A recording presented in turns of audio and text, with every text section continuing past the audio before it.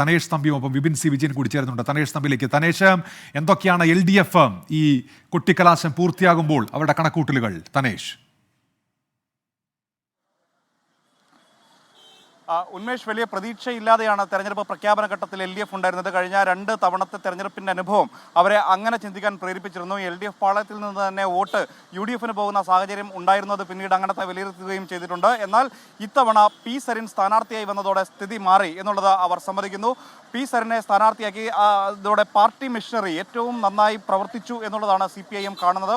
ഓരോ ബൂത്ത് തലത്തിൽ area committee അംഗങ്ങൾക്ക് നേരിട്ട് ഓരോ ബൂത്തിനും ചുമതല നൽകിക്കൊണ്ടാണ് അത്തരത്തിലുള്ള പ്രവർത്തനങ്ങൾക്ക് നേതൃത്വം നൽകിയത്. അതായത് ജില്ലയിലെ ഏരിയ കമ്മിറ്റി അംഗങ്ങളെ ആകെ പാലക്കാട് മണ്ഡലത്തിൽ വിന്യസിക്കാൻ CPIMന് സാധിച്ചു. അങ്ങനെ ഓരോ ബൂത്തിൻ്റെയും പൾസ് അറിഞ്ഞുകൊണ്ട് അവിടെ സമാഹരിക്കാൻ കഴിയുന്ന പരമാവധി വോട്ടുകൾ സമാഹരിക്കുക എന്ന ലക്ഷ്യത്തോടു കൂടിയാണ് അങ്ങനെ ആസൂത്രിതമായ ഒരു പ്രവർത്തനമാണ് CPIM നടത്തിയതെന്നുള്ളതാണ് CPIM നേതാക്കൾ അവകാശപ്പെടുന്നത്. അത് ഗുണം ചെയ്യുമെന്നും അതിനോടൊപ്പം തന്നെ സരിൻ എന്ന് പറയുന്ന സ്ഥാനാർത്ഥിയുടെ വ്യക്തിഗത മികവുകൾ അത് വോട്ടായി മാറും എന്നും CPIM പ്രതീക്ഷിക്കുന്നു. അങ്ങനെയെങ്കിൽ ഒരു അട്ടിമറി ഇവിടെ ഉണ്ടാകും എന്നുള്ള പ്രതീക്ഷയിലാണ് CPIM ഉള്ളത്.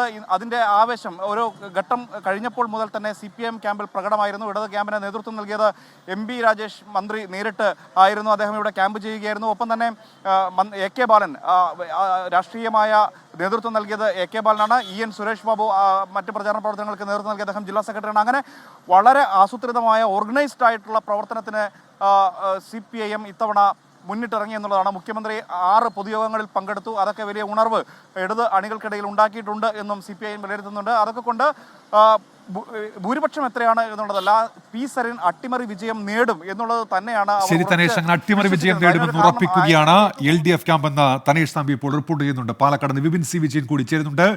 വിപിൻ, എന്താണ് NDA ക്യാമ്പിന്റെ പ്രതീക്ഷകൾ?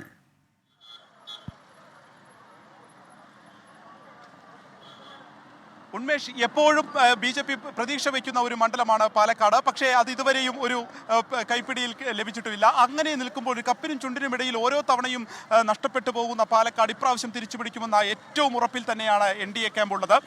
ഇപ്പോൾ കൃഷ്ണകുമാറിൻ്റെ ഭാര്യയും ഒപ്പം കൗൺസിലറുമായിട്ടുള്ള വിനി കൃഷ്ണകുമാർ ചേരുകയാണ്. ഈ റോഡ് ഷോയ്ക്ക് ശേഷം എത്രത്തോളം ഒരു ആത്മവിശ്വാസം കൂടിയിട്ടുണ്ട്?